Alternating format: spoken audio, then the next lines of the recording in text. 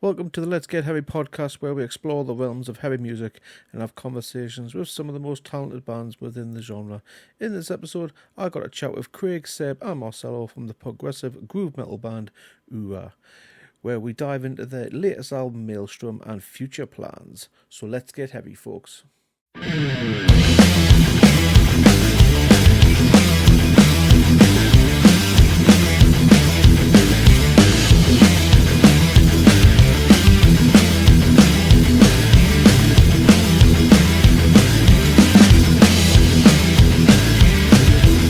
Welcome, guys. How are you doing? Doing good, thank you, man. Thanks for having us. Excellent. No worries at all.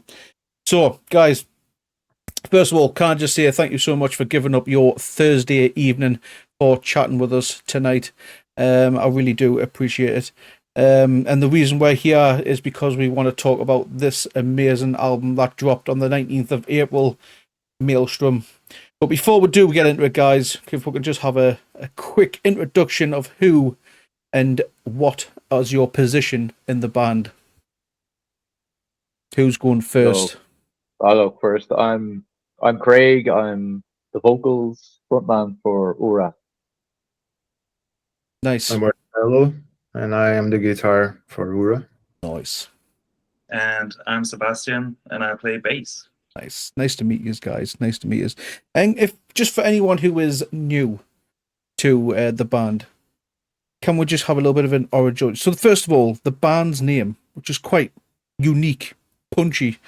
What does it mean, and how did you all settle on the name? Yeah, so originally the name of the band is the name of a stone circle in west of Ireland by County Kerry. And the meaning, I guess it has like two possible meanings. It was initially thought to be, how is that, Craig, again? What, the yew tree? Yeah, land of the yew tree, which is a type of tree, right? YEW. But I guess there was another meaning that we started to do more research, right? Because this was not the name of the band initially. This was the name of the project. Okay. So we started to play, and we didn't have a name, but we had like a name of the demos, if you will, right? And just after a few months that we decided, okay, now let's find a name. And we had a few conversations, and we decided to go for Uragh. And at that moment, we said, okay, let's confirm what it means, right? Let's do some more research to be sure. But yeah, it's a word of Irish origins, which is like deeply related to what we wanted to show as a band. I love the Yeah, name. Very unique. we want to connect to the island that we live on as well, which is Yeah. And together. you're quite you're a multicultural band because yourself, you're from Ireland. Yes, Marcelo indeedy. from Brazil, as we touched on before, and Seb, you're from Germany. Yeah. So how? And Jason, who is not here, is also from Ireland. How did you all come together? Yeah, so it was like a post-COVID thing, like so many bands, people just trying to get out there and do something after, being confined in lockdowns and whatever. So I guess Marcelo, he just had like shitloads of demos and riffs and ideas, and his previous band, Sectile, disbanded, and he just wanted to get a new band going. So he put up an ad, and he had all these songs. So I think Jason, right, was the first one who kind of replied to the ad. And Marcelo, you and Jason, you started jamming and getting on pretty great. I had just located from Germany to Ireland, and I was like, I'm 43, and back then I was like 41 or whatever, and I was like, okay, this is my new place, new people, whatever. Let's do this, let's play some music again, because really it was always bothering me that I'm not playing in a band. And I just put an ad up on Gumtree, and I think Marcelo, Gumtree, which is a thing that you guys know as well, right? Anyway, no one uses that here, but it's the only platform I knew. So like, whatever, I put an ad up. Marcelo got in touch with me, and yeah, he invited me over to play with him and Jason, and yeah, we hit it off right away. Yeah, we were a three-piece for quite a while, right? Like 4 or 5 months. It was just the three of us jamming without a vocalist. And it was, again, Marcelo who put his feelers out for possible vocalists in the Dublin metal scene. And he stumbled upon, I don't know, Marcelo, you better say, like, how you found that. Yeah, this like, so I found Jason first on a Irish website called Boards, and then in fact you found me, Seb. I found you. Oh, okay. I put an ad on Gumtree and you found me, and then we stayed like this for a while, and then I found Craig not much after, but I sent Craig a message on Facebook, but he never saw it. I think went through the. I wouldn't say never saw it. I'd say I saw the message, just didn't reply back the first time. He sent me a big long message, and I read it, and I didn't reply. You know, I don't know whether I forgot to reply. We'll say I forgot to reply. Okay. Oh, yeah. So he ghosted me, or disgraceful. And then matching to our first question, we are very multicultural stuff, right? Ireland, for who doesn't know, at this moment is quite very cultural now, right? We have like people from all over. Yes. And then with that said, I saw that Craig was married to this Brazilian lady, and I even considered messaging her, like saying in Portuguese something like, tell him to see this message or something like this. But eventually he decided to answer a few months after, maybe 4 months or 5 months after. You messaged me again, and then you messaged me with demos this time. So then I listened to the demos, and then it really caught my interest. And then I was like, yeah, I thought the demos sounded too good to not give it a try, even though they were something that I never. It was music that I would never initially back then would have listened to. Parts of it were, parts of it weren't. And I just thought it was too good to not try and join this band, try and write something to the towards this music. And yeah, lucky enough, it worked out. Well, we think it works out. Just as well, because did that not raise any kind of red flag after being ghosted, Marcelo? Hello. Until then, I was just thinking give him a second chance. Yeah. But you know, you're forming a band and you are trying to talk to a lot of people. It's kind of, you're trying to build relations, right? So it's tricky, right? You have to talk and get some initial feelings, get to meet each other. Seb and I, we booked like let's have a beer in a public place or something. It is, you know, had some conversation. Yeah. Best to make it public. Actually, we got quite hammered, you know. It was good, yeah. Like Sunday, you know, I told at home, I said, hey, I'm just going to go for 2 pints, whatever. And just like, I don't know, 6 or 7 pints later, I was just about to say, is there a such thing as going for 1 or 2 pints in Dublin anyway? No. Is there a such thing? Nah. Nope. The same in Newcastle. Oh, just come out for 1. Yeah. Who goes out for 1? Really? Oh. So, Uragh blends progressive and groove metal seamlessly. How did the band come together, and what drew each to you this unique style? So when those demos that Craig mentioned, that were the same demos that I show all of the guys, they were a little bit different, you know. They were into another direction. They had like the origins of Uragh, but once we started like jamming and deciding which songs we wanted to play, right, we started to get more to know each other's tastes. And basically our style and sound and all of these elements that we blend are just the result of what each one of the band likes and how we try to mix this into our sound, right? So we happen to have many overlaps on musical tastes, but at the same time, we have like many specific tastes for each one of us, which you're not expecting to the same person. Also, that's how you create something that is quite not traditional, right? And the progressive, I think, is because of this, because when you mix these different styles, it gets like into the term. This is the easiest term to like to put this together, like a progressive.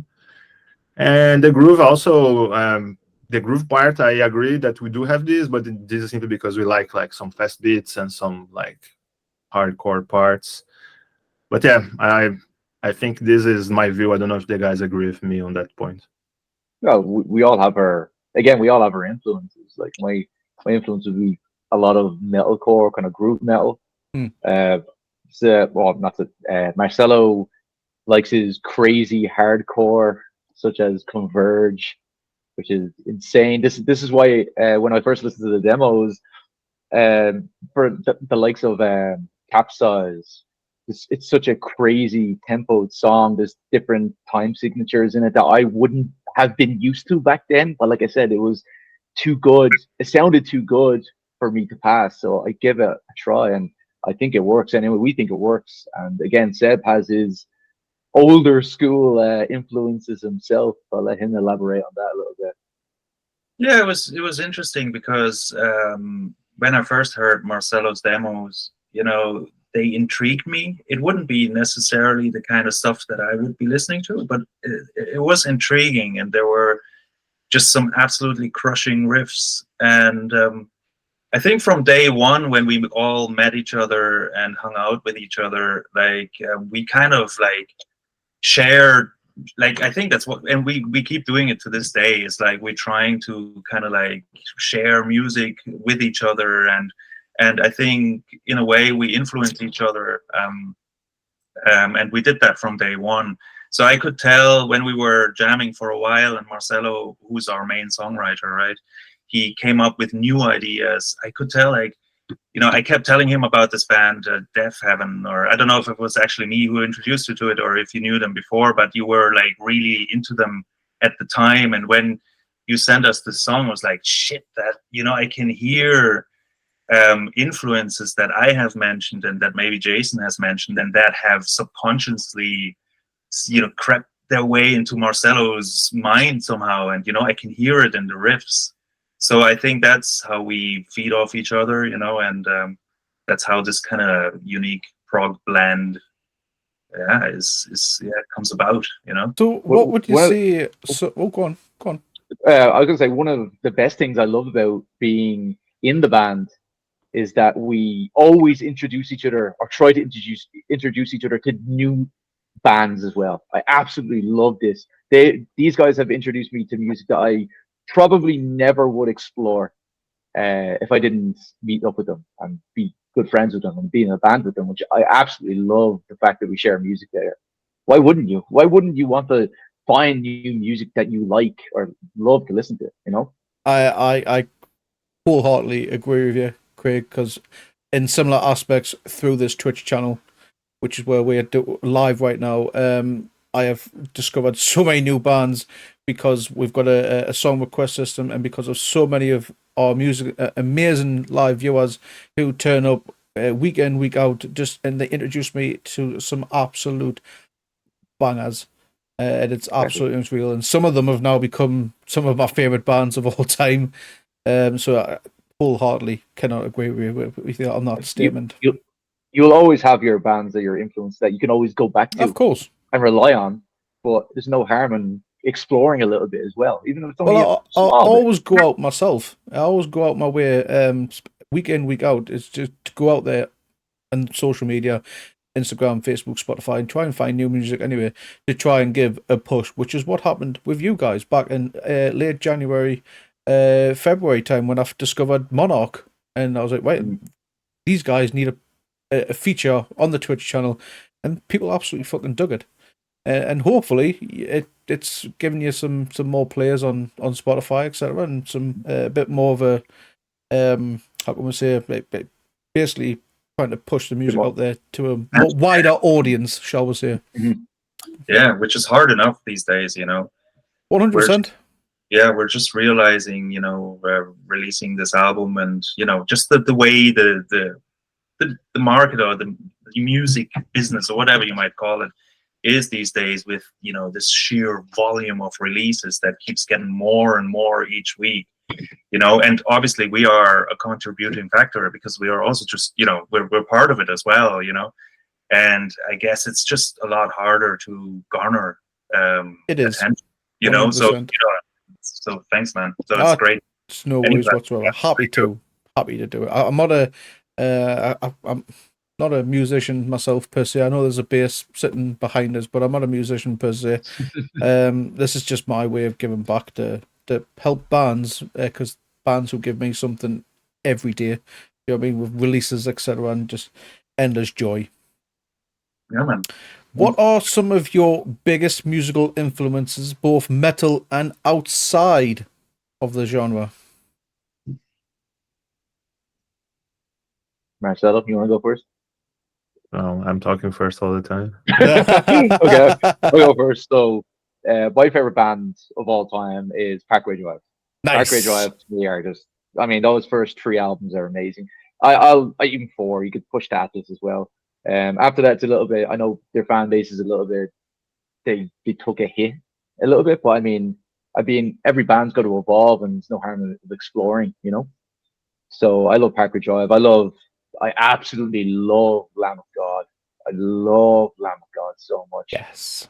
And like like I said, Randy Blythe of Lamb of God and Winston McCall of Parkway Drive. That's what I try to replicate in my vocals. I bright screen similar to them, and somehow, we think somehow it works in Uragh for this crazy music. And then I can.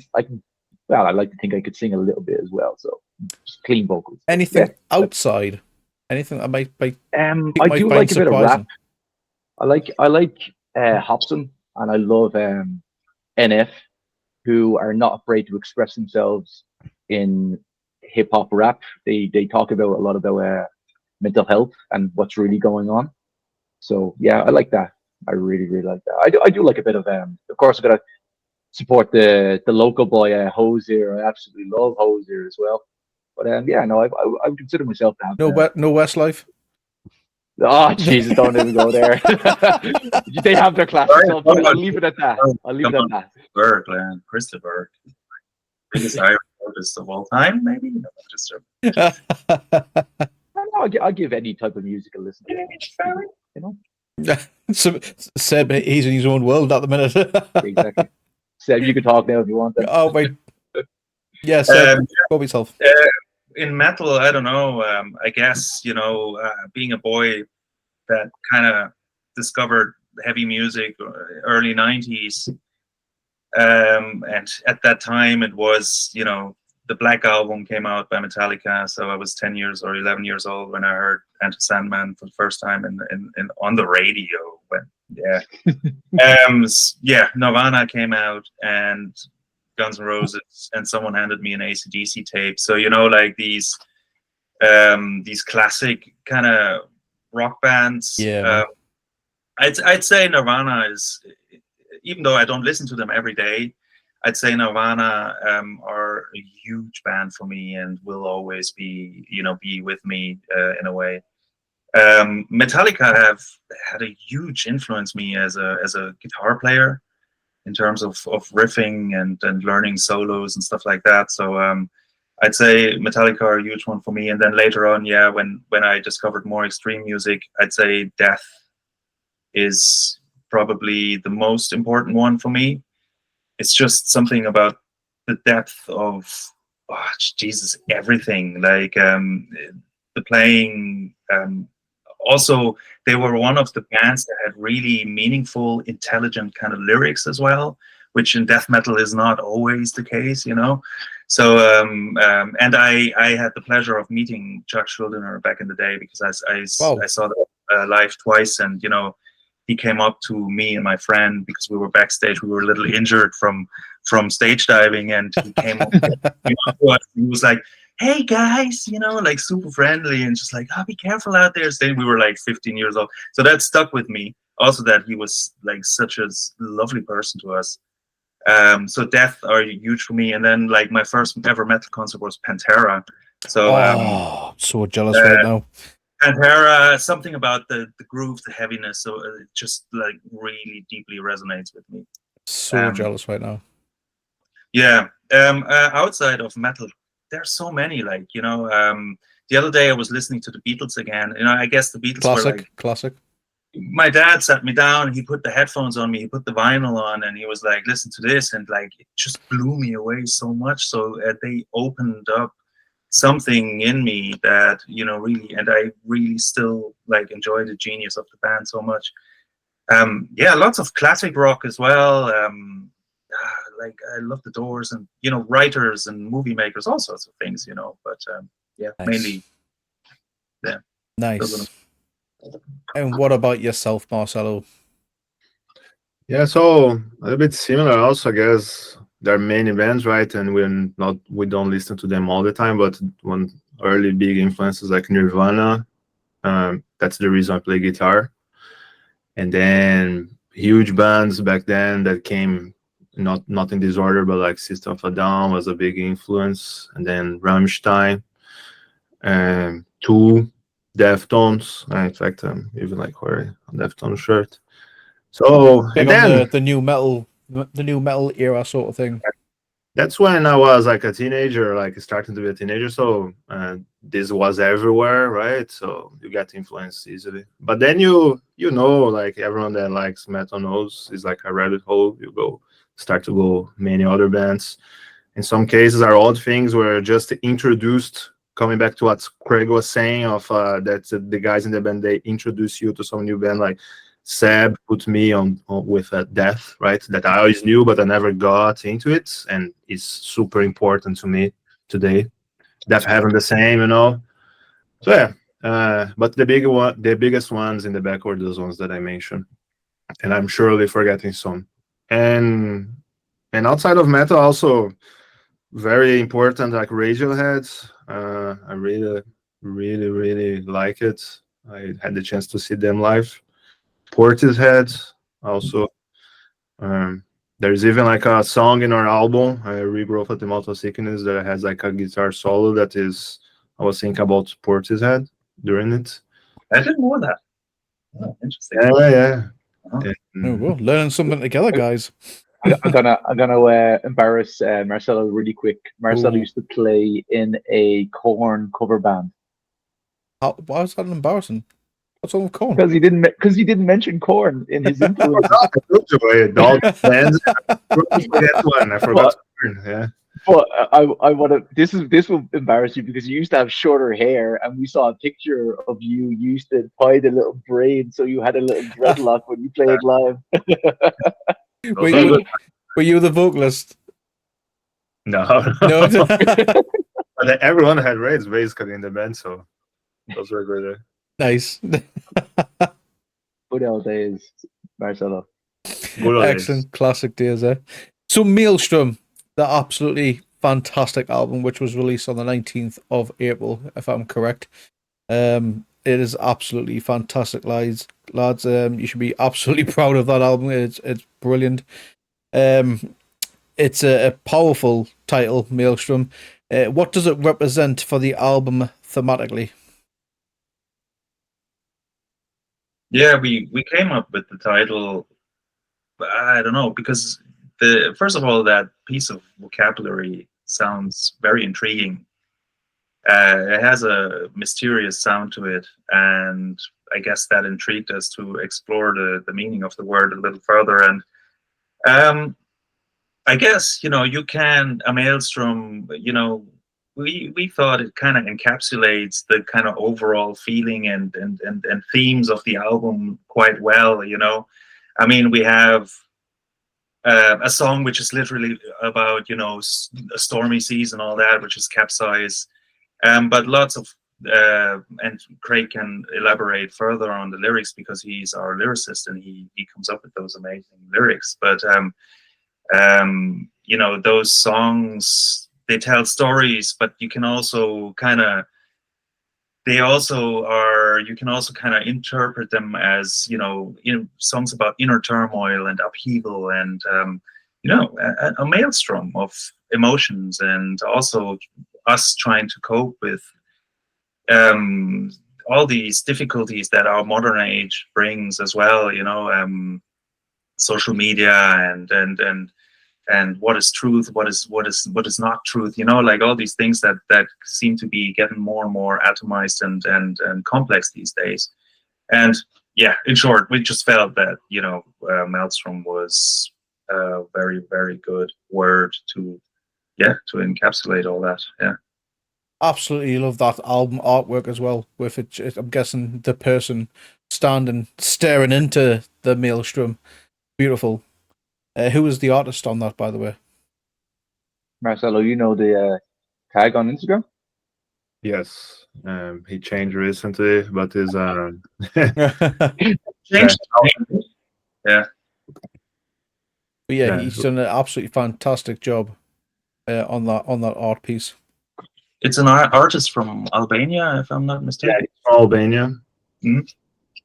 And Cool. we can share the tag very briefly.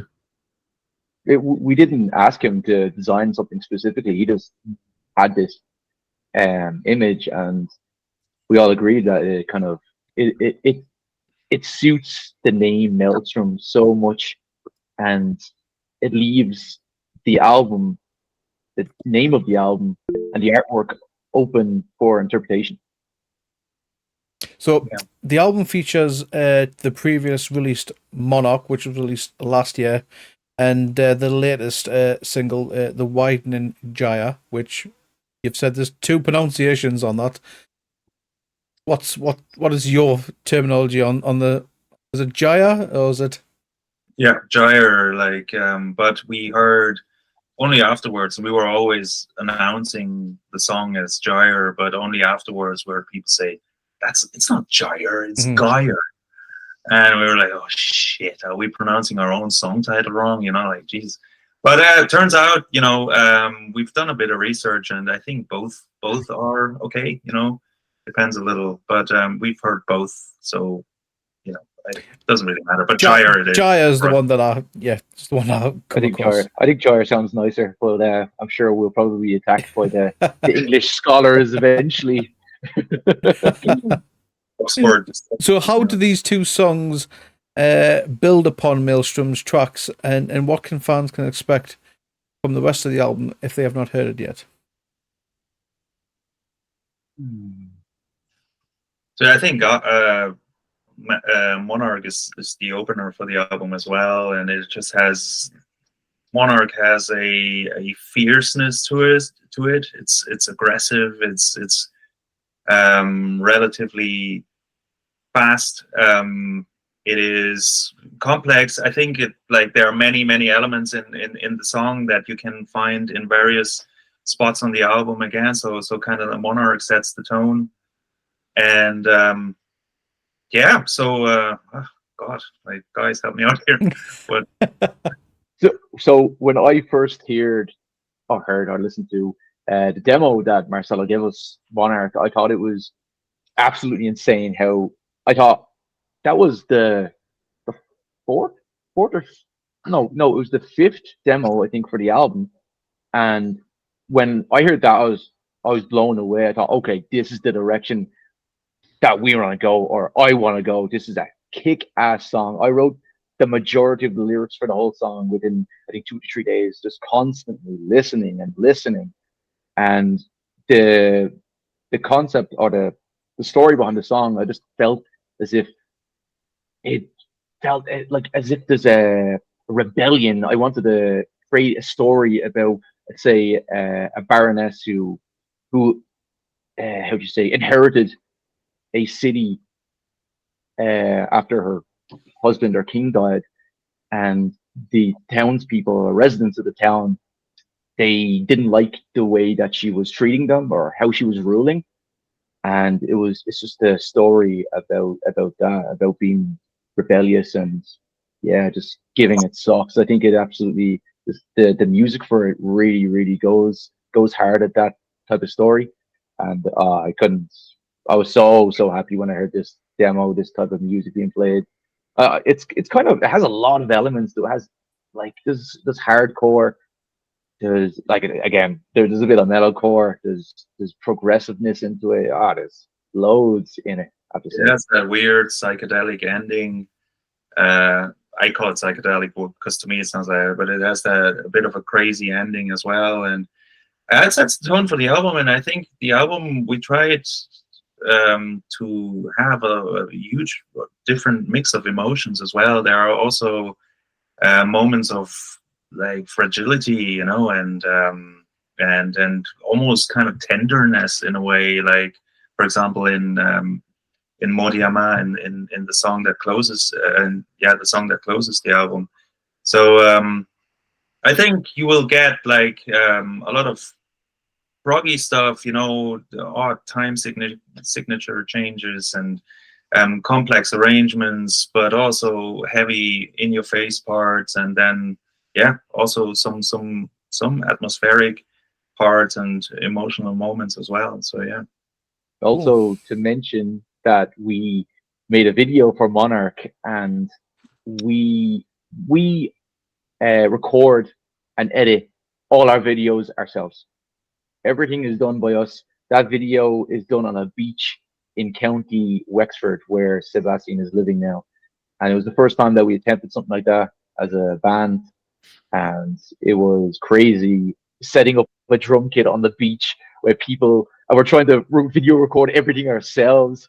And people are walking by behind the drum kit. So it was awkward, but it was an experience, we'll say. It was fun day. Fun day. There's a making of, or like a short, like behind the scenes video,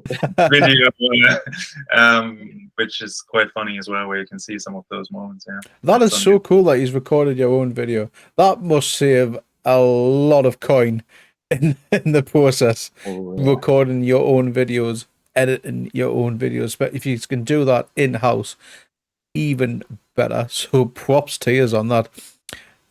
Bands out there, if any bands who are listening live, or you're going to watch us back later, take note, guys, because if you can learn how to do it, it's going to save you a lot of bands, a lot of coin in the long run, especially in today's market. Anyway, it's absolutely insane. So that's absolutely sick. How did you? Was it a proper camera setup, or just done by a phone? Yeah, phone. We saw who has the best phone, and then did some tests, and yeah, learn the basics. Right, you need to know kind of what you're doing. By Monarch, we focus on learning editing mostly, like how to do proper editing, multicam, etc. And we chose to do black and white because okay, we won't have time to learn color grading and how to properly do a proper shooting, which we did for the Widening Gyre, which okay, Widening Gyre is going to be in color, so we need to learn all of these kind of things, what FPS are going to shoot, like how to configure the camera, how to shoot in log. We did a better preparation for both. Did you just YouTube videos, or have you just taken like a course or something to learn this? Self-taught. We use like the software DaVinci Resolve for the editing, right? They have like a good classes for themselves, but YouTube videos. Nice. Oh, that's so cool. Because Marcelo really got stuck into it. He bit his teeth into the whole thing, and he just learned editing.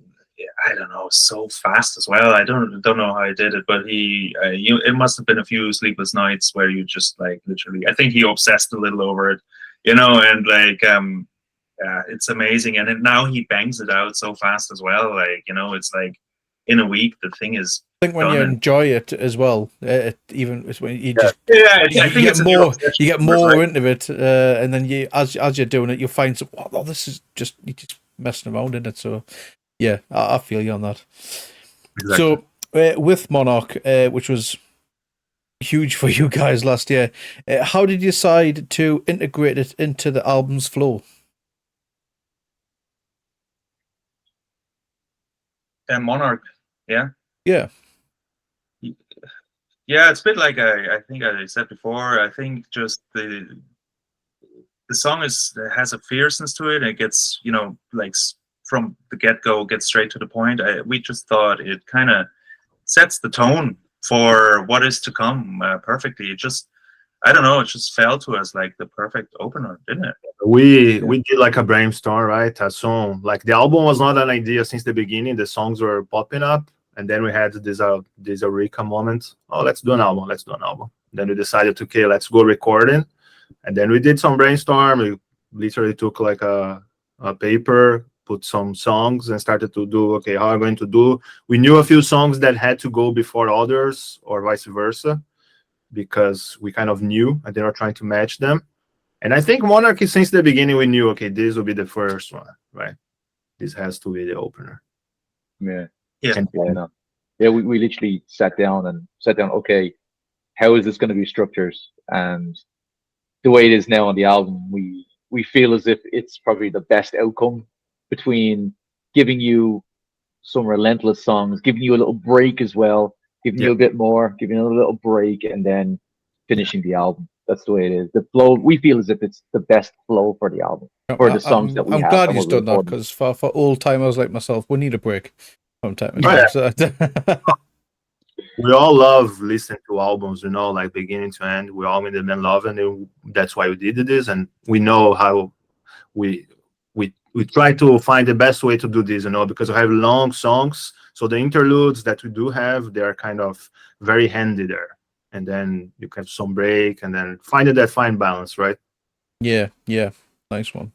So the Widening Gyre, it's absolute epic track. Can you walk us through the inspiration and songwriting process behind it?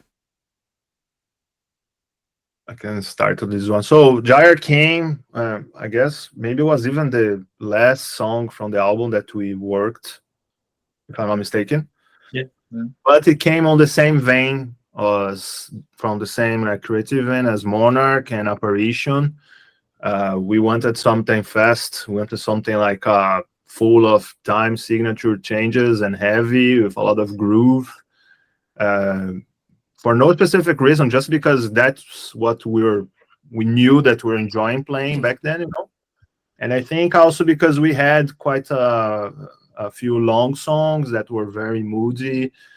Well, not very moody, but like long songs, heavy, and then going to moody and then get back. We kind of know, let's try to do something that doesn't do this that much, that will be a little bit shorter. Mm-hmm. Nevertheless, like it also does have like an ending that is very like calms down, which we were even in doubt. Okay, should we stick with this? Was a quick doubt, right? We all decided, no, let's stick with this, but we question ourselves. Yeah, we definitely did.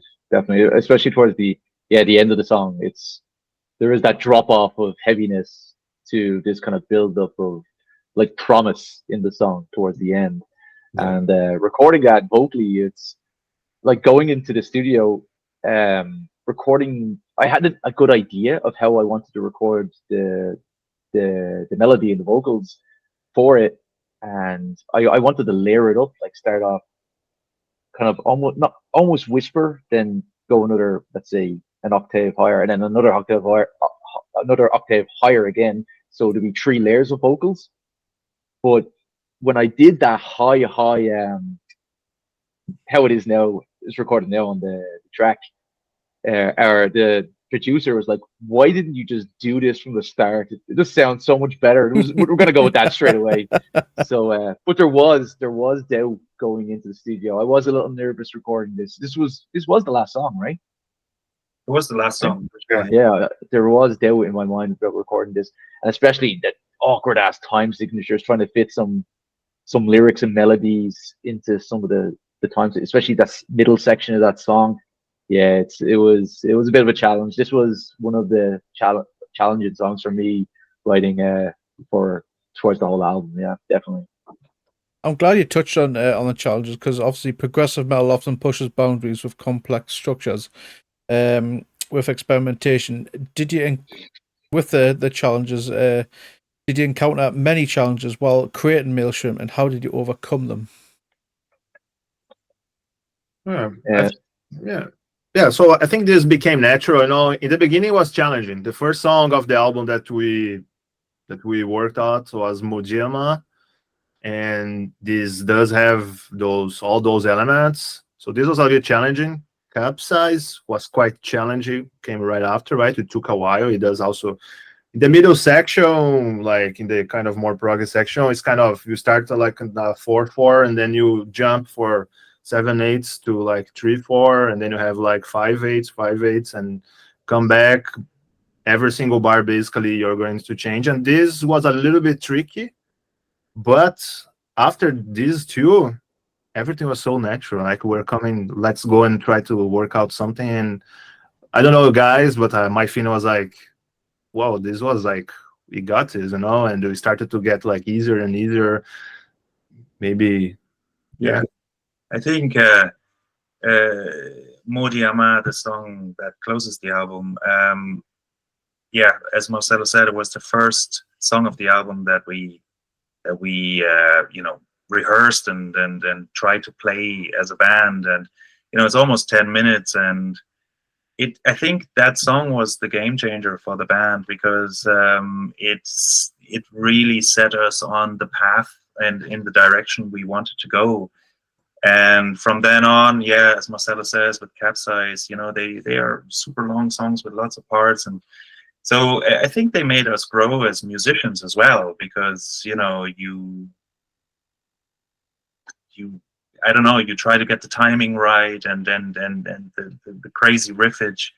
And from then on, when you master these songs as a band, and when you find each other as well, like Jason and myself, or the rhythm section, you know, it took us time to find each other and understand each other. But when you work through these challenging songs, then yeah, it definitely becomes easier as a band.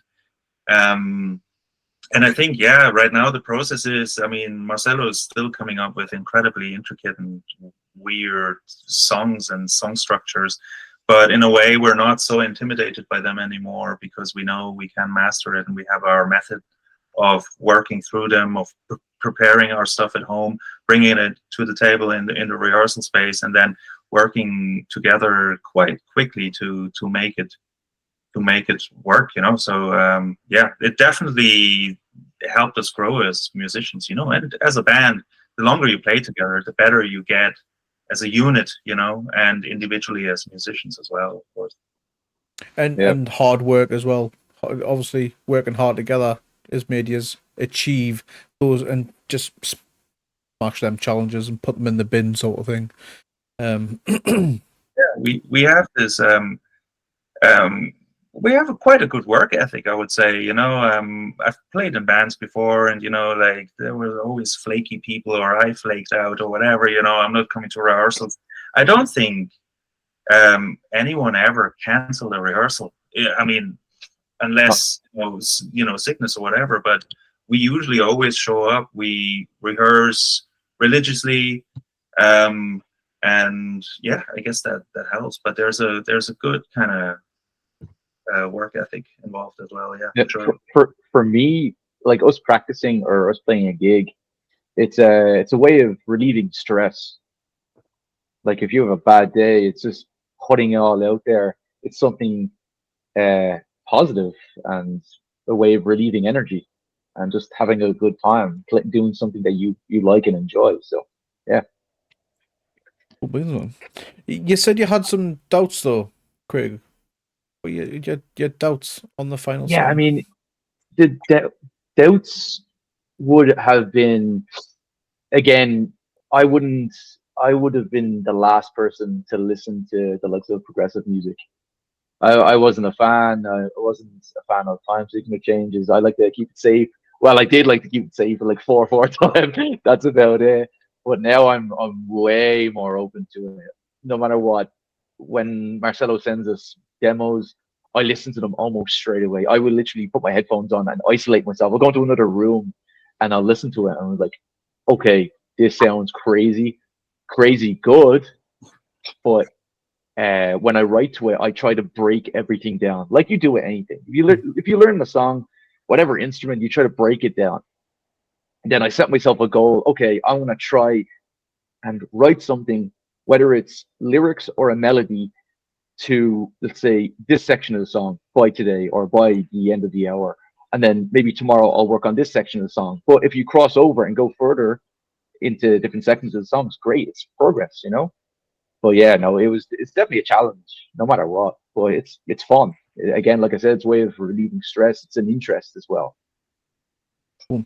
Did the rest of was there any specific creative processes for Maelstrom, or did the songs take shape organically? Yeah. I think more organically, right, guys? Yeah, I mean, the majority of the demos that Marcelo gave us, we stick to most of them. Yeah, we didn't change too much. There was a bit of capsize that we altered a little bit, kind of cut it down a bit, just because we didn't want another fucking over 10-minute song. But Yeah. most of it, When yeah, when you mentioned that Marcelo gave the names of some of this is like just like the structure and this kind of Yeah. stuff, right? Because both things, right? What I am coming in mind, as I've said before, I come with that because I know you guys, and whenever I come with those structures, I'm thinking about the guys. And then when we bring this back, then we all like mesh everything together. We chop some parts here, changes drastically in some of those parts of those instruments. So I think this makes everything more organically. Yeah, Marcelo records stuff at home and he shares it with us. And we all, in preparation, try to add our bits and pieces. You know, Craig, he writes his lyrics, he works on them. You know, and it's hard to write lyrics to those, you know, parts, you know, because it doesn't have a clearly defined structure as in verse, chorus, bridge. You know, it's like, so where do the vocals come in? So he does a great job doing that.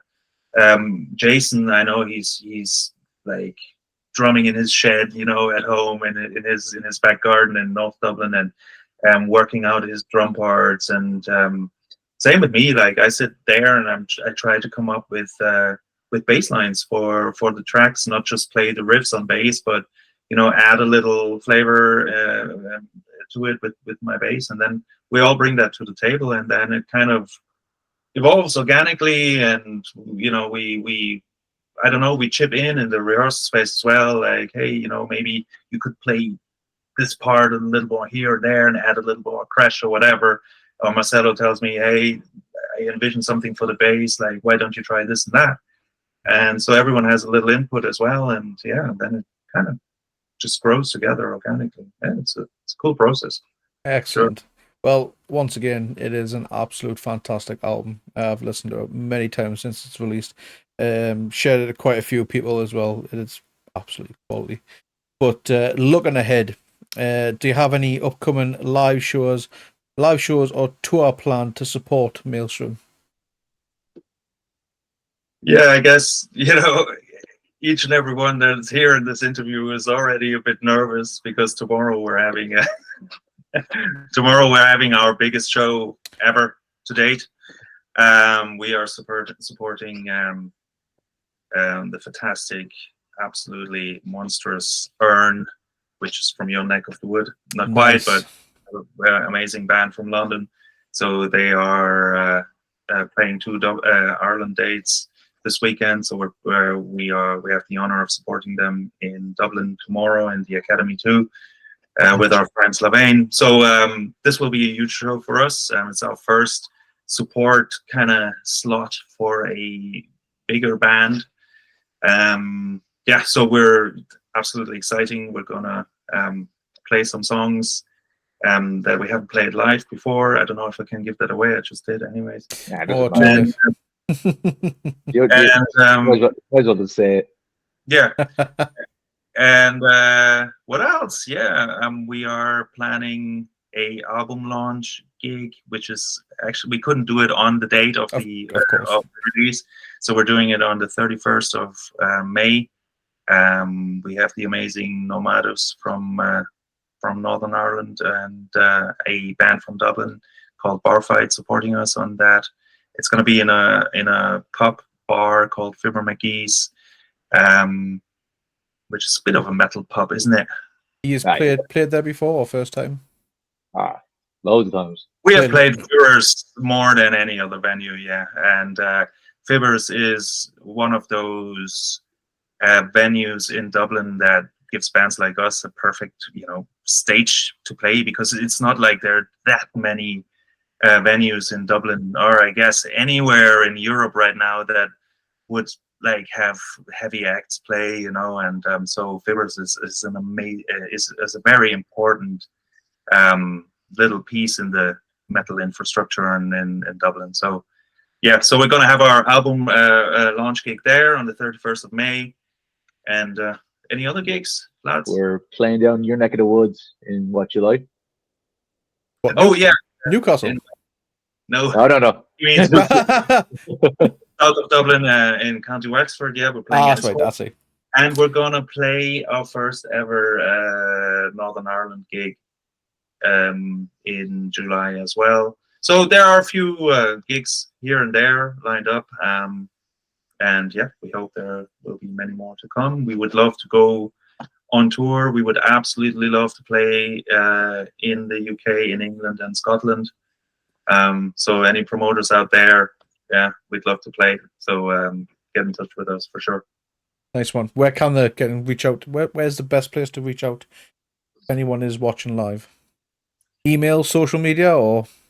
Yeah, definitely email uraband, one word, at gmail.com. Socials, of course. I think we mainly use Instagram. I do anyways. No, we do have Facebook also.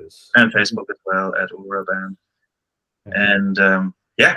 And please. you're also in Metal to the Masses, which is what we discussed before we went live. And you've reached the final. Absolutely smashed it, lads. Yeah, well done. When is that final taking place? Next Saturday. So a week on Saturday. Yes, Saturday week. Are we keeping tabs? Keeping tabs on the socials for that. We also have to give a shout out to Metal to the Masses as well. I mean, Metal to the Masses, we played our first gig in Metal to the Masses in February 2023, February of last year. And it was great because nobody knew who we were. Nobody knew what they were in for. And yeah, I think we kind of, I don't want to say blew people away, but we definitely made people turn their heads a little bit.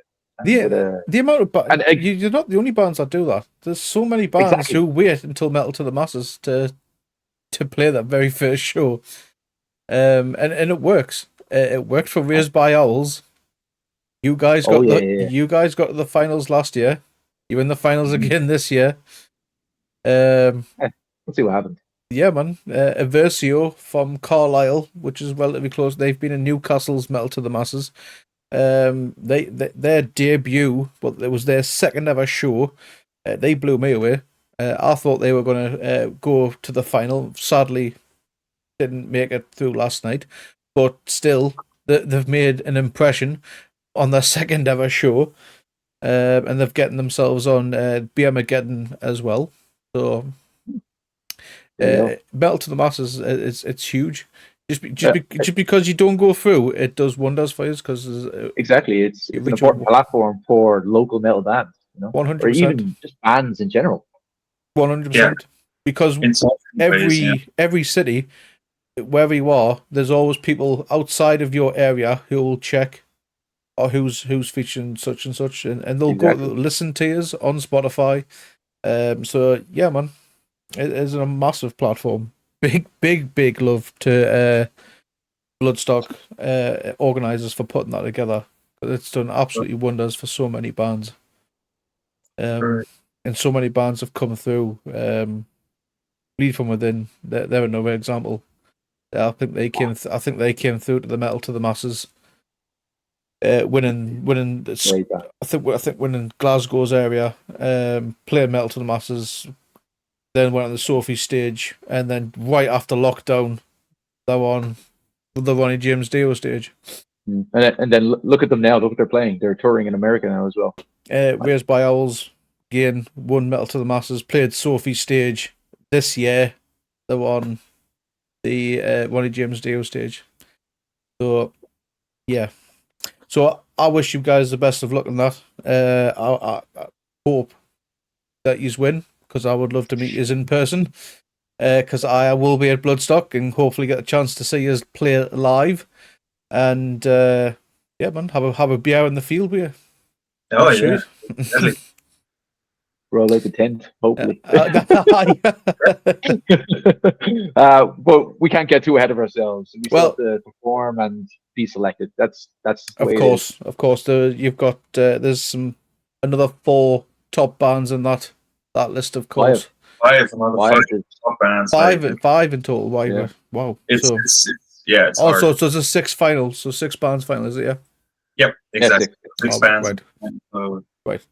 They normally just do 5 in the Newcastle. But yeah, man. Wow. Honestly, I wish you could all go through.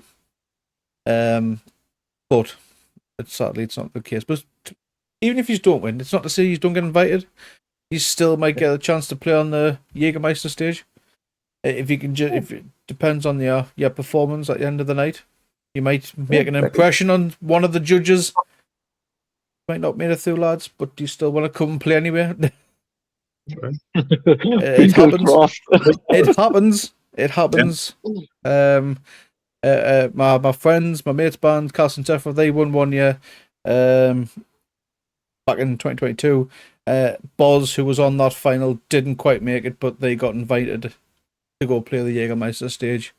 Vulgar Dissection as well. They also got invited to play that same year, I believe. So yeah, man, it happens. So yeah. But what are your hopes for Uragh? In the coming year? What's happening in the coming year? Well, I mean, we can obviously start off with hope. Obviously, we hope to be invited to go play Bloodstock first. But we just, hopefully people embrace and listen to a Maelstrom album more, enjoy it, and hopefully understand the story behind it, and hopefully get recognized a little bit more in the metal community, metal scene. Of course, like what metal band wouldn't want to be more recognized or listen to more by your community, of course, you know. And just try, take it day by day, foot by foot, just keep going. And we already have demos for new songs already that we will be working on eventually. Oh well, I'd imagine 2 weeks into the release of Maelstrom, and you've already got some new songs ready to go. I never we got no rest. Marcella never stops. It's great though. Just no rest for the wicked. No rest for the wicked. Yeah, but that is good, right? We're always thinking ahead, I'll say. But in the core of the things, I think we all share the same feeling that we simply like to go and meet at the rehearsal room and play. And we got like to play, and they like to just stop and have a chat. You know, we like just to be doing this, and we genuinely enjoy what we do. And of course, when you see that you have something like nice in hands, you want to expand this, you want to explore like new possibilities. That's what we decided to do with Maelstrom. And you just need to keep that going, right? So I would say kind of the same as Craig and this, you know, enjoying ourselves and see what comes out of it. We don't know in the future, another album maybe, or new songs. To stay humble, you know. Yeah.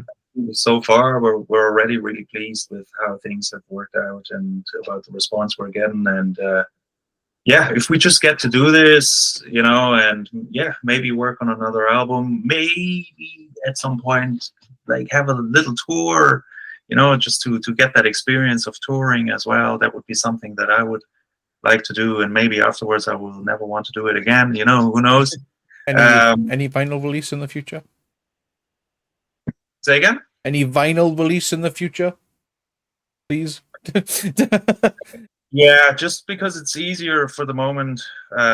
We are working on a CD release, so we're gonna have this album on CD very soon. But I would really love a vinyl release as well. So I think we're gonna work towards that. If it's gonna happen this year or next year, we hear it's kind of difficult at the moment to have vinyl made. You know, I mean, you know, and so we'll see. But hopefully next year we can have some vinyl. Nice.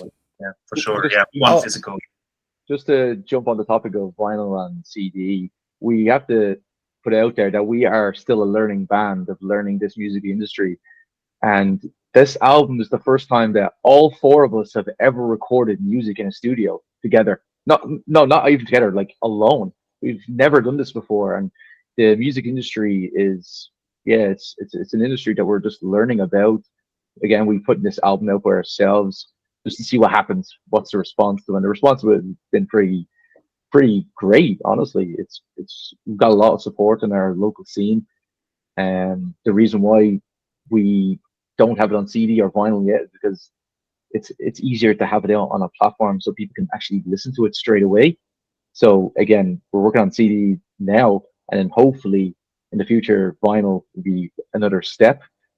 And yeah, it's just I a mean, learning the industry. skill thing maybe as well when it comes to like having certain things that we would like. Obviously, it would be nice to get picked up by a label as well. Of course, logistics is a thing. You A know, massive thing. Yeah. distribution and logistics. Logistics is always the thing that holds bands back in it. Yeah, man. Yeah. But let's see what happens. We gotta. It's early We're days. working towards goals, and then let's see what happens after we reach each goal, or if we reach each goal. You're doing very well so far, so I would like to see a vinyl release in the future. That's where I buy my physicals. I've got like a hoard full of CDs, which just don't really get played anymore. But vinyls is where I tend to go. Yeah. Hopefully, one day. Yep. I would love to see a vinyl release. Well, guys, it's time to turn it over to our live viewers who are watching live. So anyone who does have any questions, if you can please use the channel redemption points, ask a band a question, or your question might not get answered. So while we're waiting for people to type out, craziest fan experience so far. Oh, I don't think we've had any like anything crazy happen to us yet.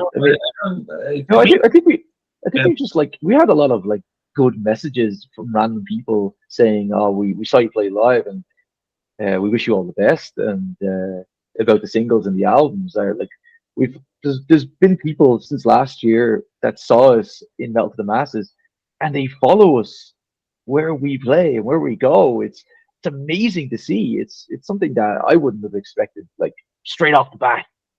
Like we have I think Uragh has already put or made its imprint on the Irish scene already. And again, none of us would have imagined it this early into this project, into this music, into this band. We never would have thought that. But I don't think I've experienced anybody going nuts or anything. Like No. I don't want to go into the details. I don't want to say. But I could be wrong. The other two might have different stories to me. No.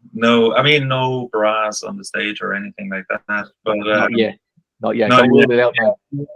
But to me, it's just crazy that people, like whenever we play in Fibbers, for example, there are always familiar faces right in the first row, and I know they've been waiting for this gig, and if people tell us that they've been traveling for quite a bit to see us on that day, to me that's crazy, because that was really humbling, kind of crazy experience that someone would do that for us, so but nothing too rock and roll so far.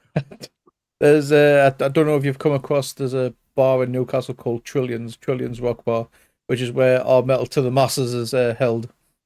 And 13th Hour, who's currently in chat, he can correct us if I'm getting his name wrong, but he's called The Beast. And he literally just walks through the entire venue just full-blown naked. Oh. Just no idea why he does it. I can imagine that's going to be some quite a lot of bands' craziest fan experience, but yeah, he just literally just walks through the venue, and it's like difference, we'll say. All right, yeah. I'm German. Sounds like something a German would do, Was it really you, Seb? Were you in Newcastle a couple of weeks ago? Yeah. Where were you?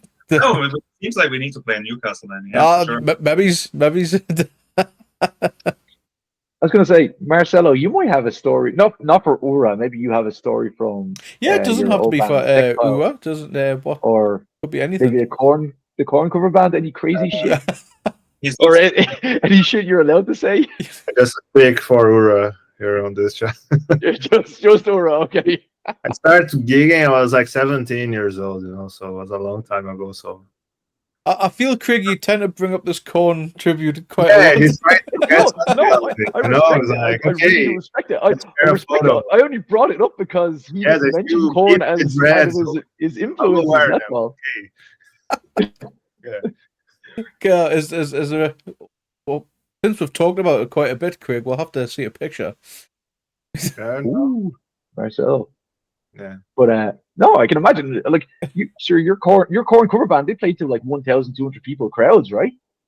Yeah, this was quite good. Yeah, there was this time that we played in a place in São Paulo called Casebre.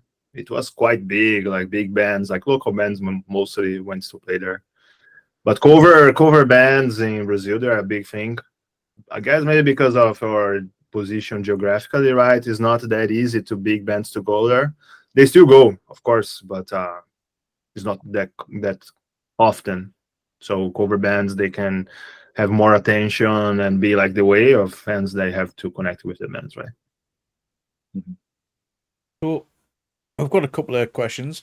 So 13th hour, what is your best on-stage experience?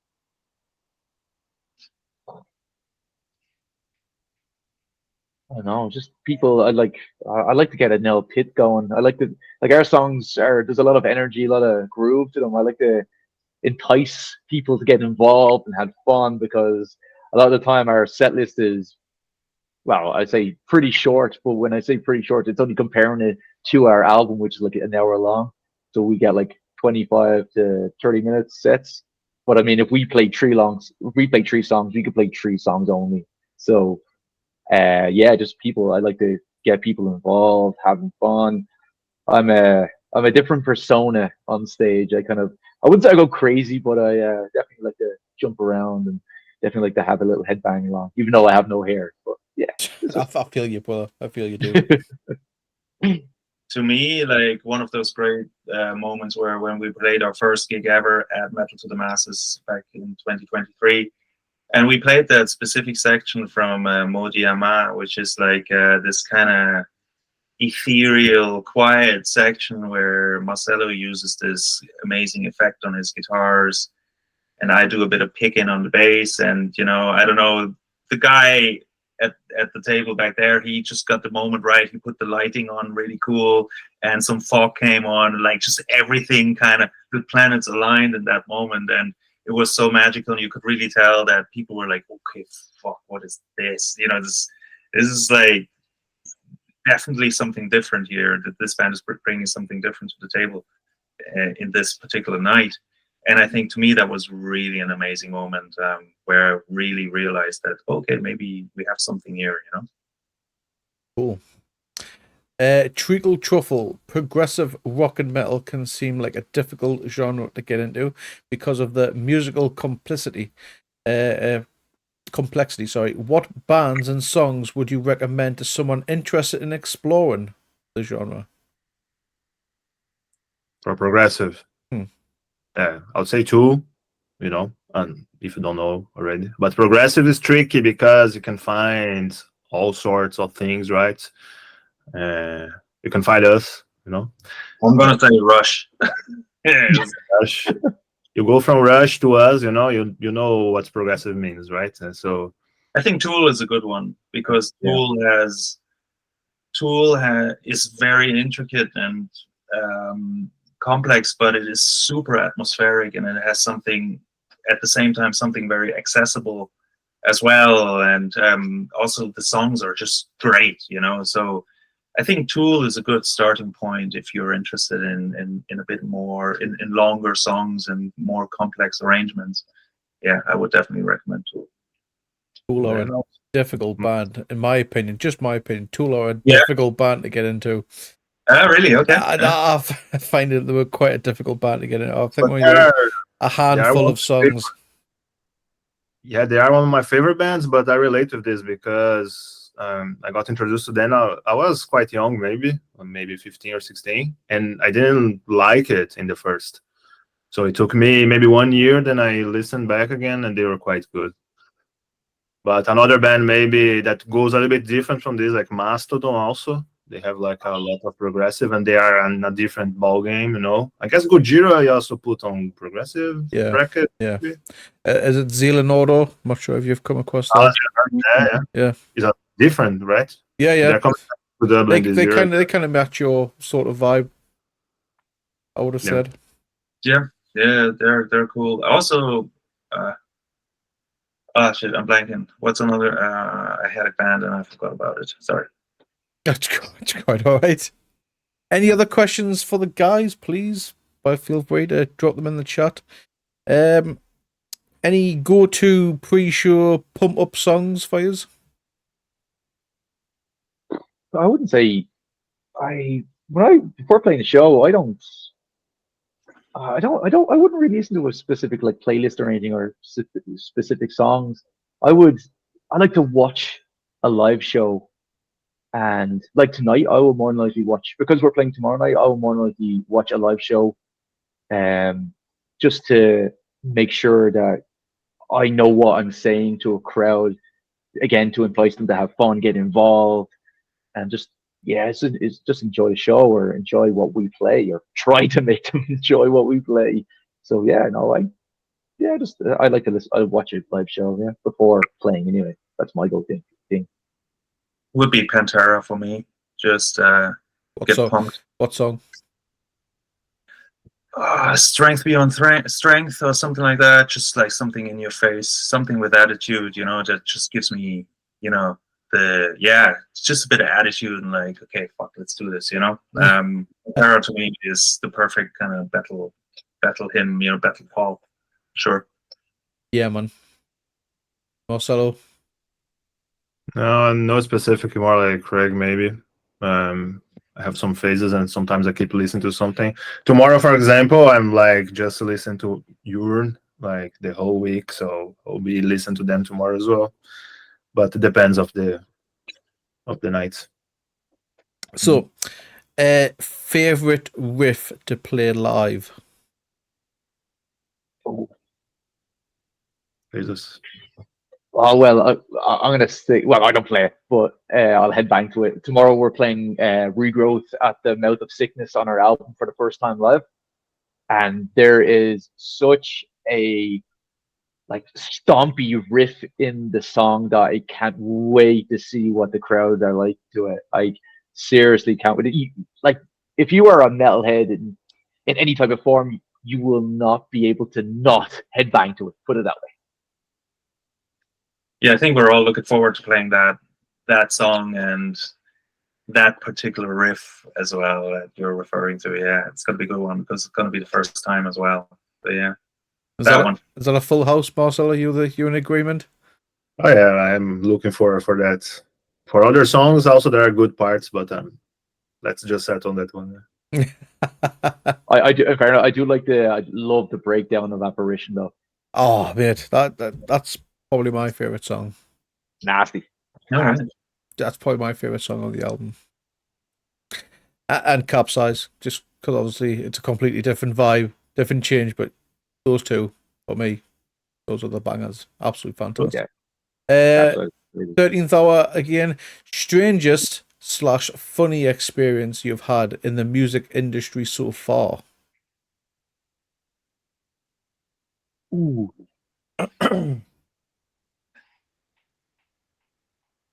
Let's say in the industry, I don't know in the industry, but when we were recording, I'm not going to say what was said to us, but when we were up in Northern Ireland, and I was dressed in green, and I had a Guinness, what do you call it? The Guinness workman's hats, kind of like old school. What do you call it? I can't remember what that hat's called. Like the flat caps, like flat caps, like what Brian Johnson kind of was. Yeah, and there was a there was a comment said to me, but we won't go into it because it's kind of political. So yeah, the lads know what it is, but we won't say it. It was a bit, yeah.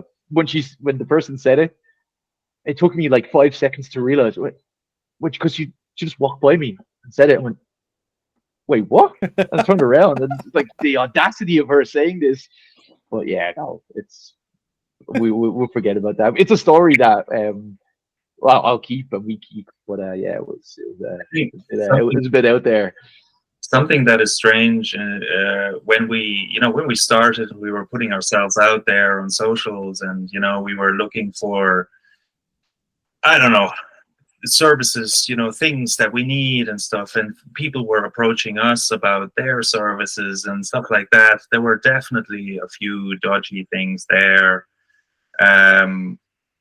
I guess it's okay if I say that. I won't mention any names, but we certainly had, for example, a specific label that was contacting us via different people and offering us all sorts of weird, things and deals. And we were inquiring a little bit with other bands who had experience with this label, and it turns out, it's like, very dodgy stuff going on. So there are definitely was it like catfishing type stuff? Was it catfish? They pretend to be somebody who they're not? No. Could be even kind of semi-legit, right? But yeah, semi-legit, I would say, but still like something that would be definitely harmful to the band financially and in other ways as well. So definitely, as a small band, I was really surprised how many vultures are out there trying to make a buck of you and trying to take advantage and stuff like that. So for me, that was definitely a bit weird, like that you really have to do your background checks on certain things and see if stuff is legit. And there are people who are trying to take advantage of a young aspiring bands with hopes and dreams, and being maybe a bit wet behind the ears and not knowing the industry so well. And there are just people out there who just really someone's always just going to try and take playing with those dreams, and then taking advantage of that. And that to me, that was definitely strange to see, for sure. Yeah, I think it's good that all four of us are. Whenever something like this comes up, none of us jump on top of anything. We're a bit weary, and we like to digest things for a day or two, and then make a call whether we should go this route or go this route, or we do a bit of we search for a bit of information based on something. Nobody jumps at bait. That's the thing. And we're very level-headed about this. Very weary. They're like, as a young band, for example, like one thing maybe is when you have a release coming out and you want to garner a bit of attention, and you realize you might need someone else who has a bit of a wider reach in the industry that needs to help you. You're looking around for people who can help you with PR, or for agencies who can help you with PR, and you can definitely lose a lot of money for literally nothing. So you have to be super diligent in like doing your background checks, making sure those people are legit, and certainly you have to compare stuff and maybe ask other bands, more experienced bands. But yeah, there are definitely weird people out there. 100%.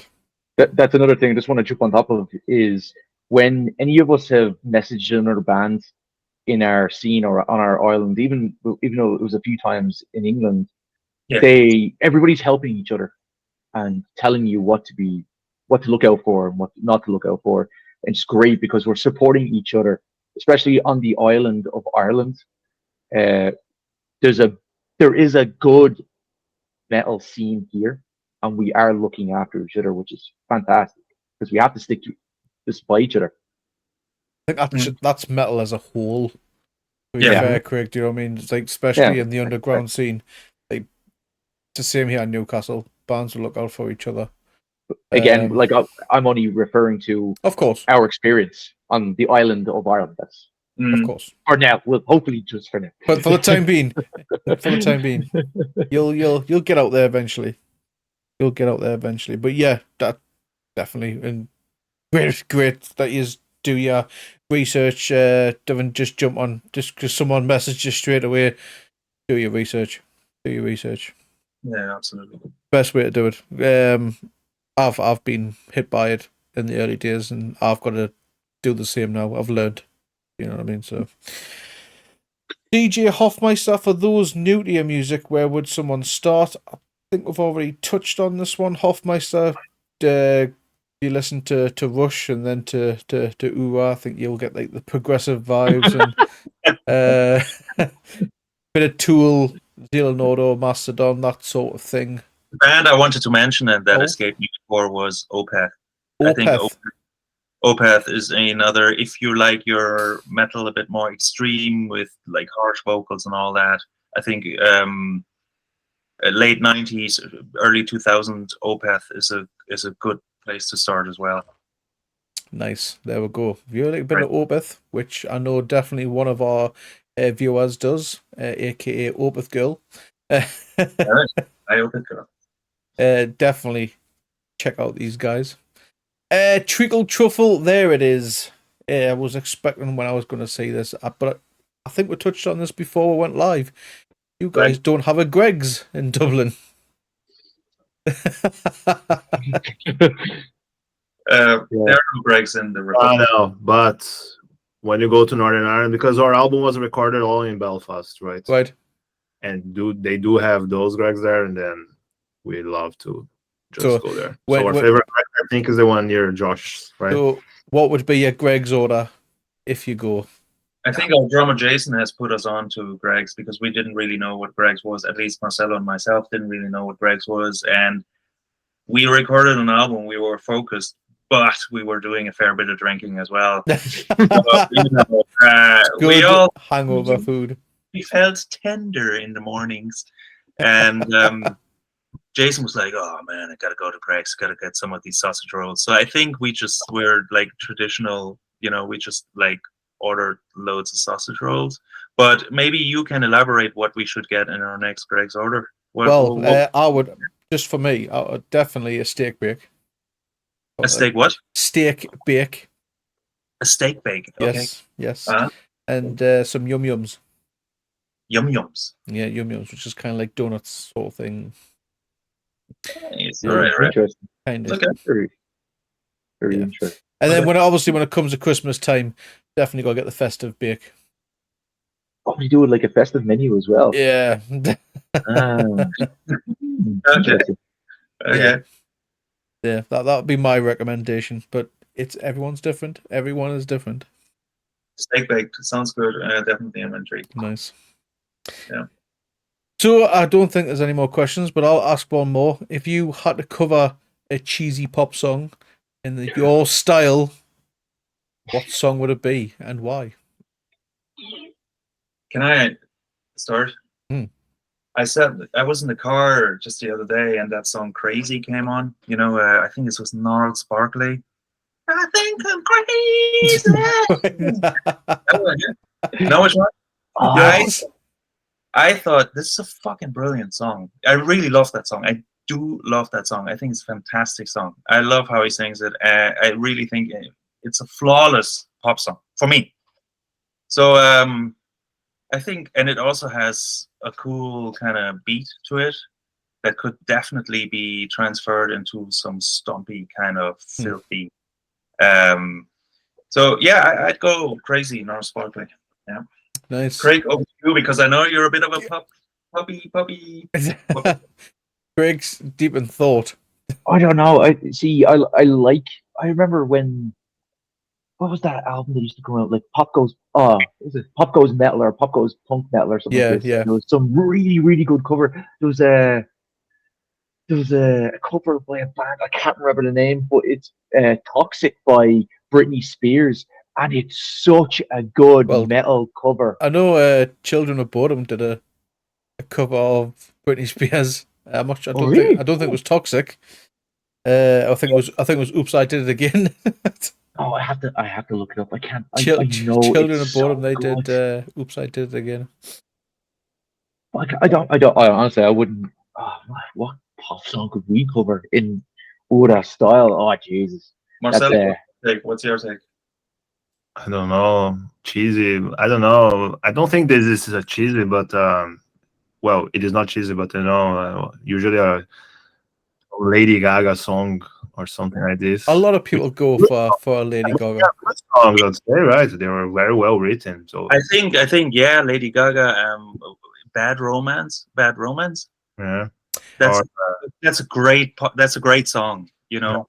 but it's a good song. So yeah, It's a good song, yeah. So I think, yeah, but it's cheesy. Hailstorm, kind of like turned it into a rock song. So Bad Okay. Romance, but Seb, did you ever hear the metal band Any Given Day? They do I don't know them, but I've read their name. they do a cover of Umbrella by Rihanna Rihanna. because they're a German band. Oh, okay. Yeah, Yeah. so it's Sorry. interesting. Let's say. yeah, no, maybe some Rick Martin. Maybe some Rick Martin would be a nice. yeah. There we go. Some Living DeVita Loca. Back to the 90s. Do it. Oh, you gotta do Living DeVita Loca in your style. That'd be brilliant. So Stephen, in my previous band that I was in, Outbreak, we actually did Live the Vita Loca metal cover. Oh yeah, that's true. Because there is a metal cover by an English band called Bury Tomorrow.